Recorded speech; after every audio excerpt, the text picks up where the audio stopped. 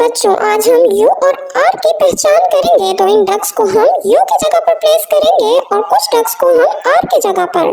तो नंबर 1 पे हम यू को प्लेस करने जा रहे हैं।